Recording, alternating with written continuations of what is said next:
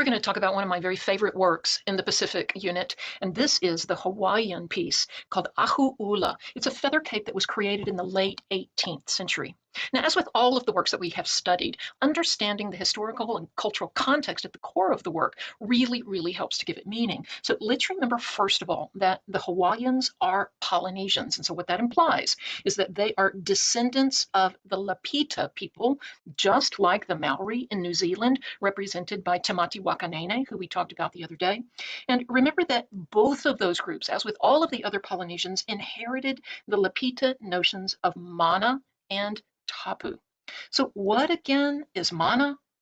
Mana is that belief that there is an inner life force, a kind of power within, and that this power comes from the gods. In Hawaiian culture, the belief is that the chiefs are the descendants of the gods, and so their mana, their life force, their power comes directly from the gods.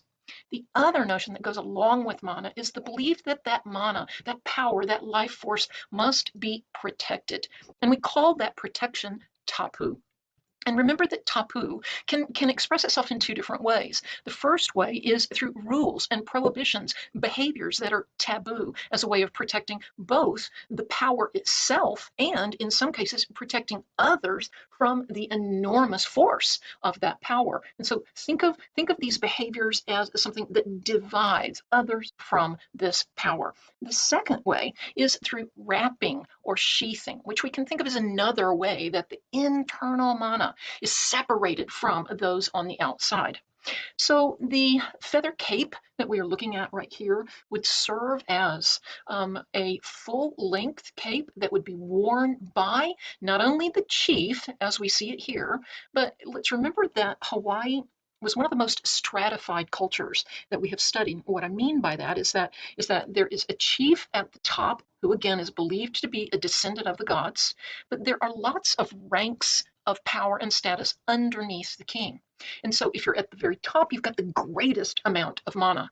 And so the highest ranking nobles would have less than the chief, less than the king, but more than those who are underneath them. There's a strong awareness of social status. And the objects that we are looking at, these feather capes, are one of the ways in which social status was recognizable. We're seeing here a model of a king wearing a full-length cape, but they would not necessarily all be full length. For example, the one that we're looking at right here might not come all the way down to the ground. Generally speaking, they were worn on two different occasions. They were worn for ritual ceremonies, and then they were also worn in warfare. Feathers in warfare, we have to remember that the belief in these feather capes as containing and protecting the mana of the wearer was really profound. We might think of them as kind of like an invincibility cloak, a kind of spiritual armor that the Hawaiians would put on before going into battle. So let's talk about exactly how they were created. A cape would be commissioned by an artist, and an artist would create a design specific to the person who would be wearing it. And that design that they created would be a reflection of the wearer's ancestry and of their clan. And so once this design was created, it would be turned over to a team of people. Ahu'ula translates to red garment. The color red is really dominant in these. Red is associated with gods and with chiefs throughout all of Polynesia. So we're virtually always going to see red in this. But we are also going to be seeing lots and lots of yellow feathers. And the reason for that is that these birds with a few yellow feathers are found in the Hawaiian Islands, but they're very rare. And so just like the feathers of the quetzal bird in Central America, the rarer the color of the feather, the higher in value. And so the chief is going to be able to command the ownership of the vast majority of the yellow feathers. This is going to be his mark that he is at the top of this hierarchy. The division of labor comes down to gender. It would be the women who would have the task of gathering or collecting the feathers. They used a kind of gummy substance on the limbs, the branches of trees that the birds were going to be landing on, and it was sticky. And so when they landed on this sticky substance, they wouldn't be able to fly away easily. And so that's when the women would capture them. Now, please understand that it was important that the bird not be harmed, that the bird be kept alive. Birds were thought of as intimately connected to the gods from whom mana came.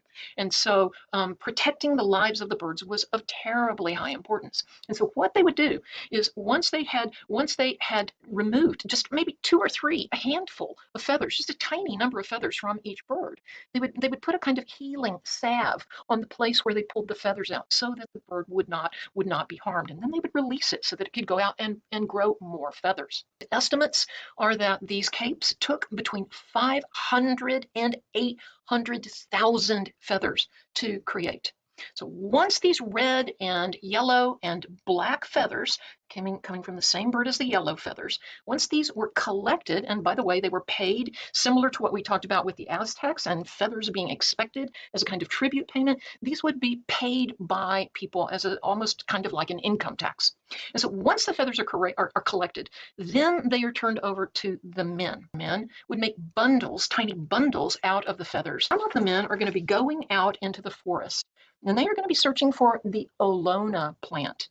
And so if you strip away the leaves from the Olona plant until you get down to the stalk, and then you strip open the stalk, there are these long fibers within the stalk that can be made into twine.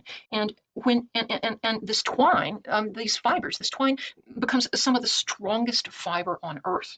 And so then other men would be tasked with weaving these fibers into a kind of net background that the feathers would be attached to. After all of this is done, other men would then be attaching the bundles of feathers to this net backing. Now, this next part is really, really important.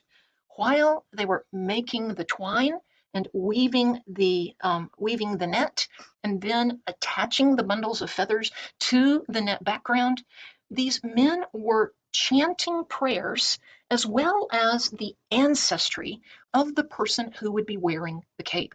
They would tell the stories, they would tell the great deeds of the ancestors, because those great deeds reflect their mana, and therefore the mana of the ancestors would be woven into the cape. Again, ahu'ula were made for specific individuals, and then they could become family heirlooms that were passed down after the death of the person whom they were made for.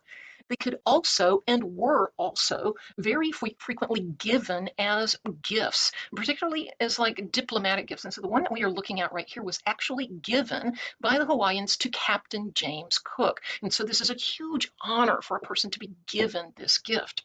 I showed this slide last because I'd like to engage you in a little bit of comparison and contrast. What we have here, on the left, we have the ruler's feathered headdress created and used by the Aztec culture that we studied earlier alongside the Hawaiian ahu'ula. Both are clearly made of feathers. What I would like you to think about is how each specifically is a reflection of its own culture.